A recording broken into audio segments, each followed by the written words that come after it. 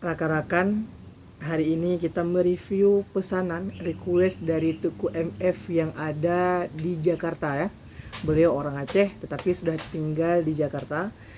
Dan beliau merequest dengan model rincung tampuk suasa rakan-rakan mendum. Tapi ini bukan suasa ya, ini kuningan kita buat karena suasa sekarang itu harganya lumayan mahal rakan-rakan mendum.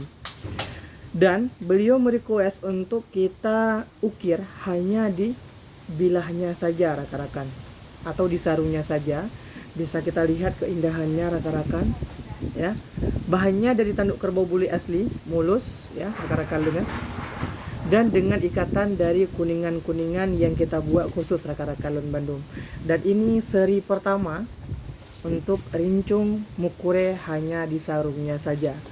Rakan-rakan Lun, bagi yang berminat rincung original langsung saja ke Nahlil Galeri Pusaka Aceh dan kita bersertifikat rakan-rakan Lun Bandung.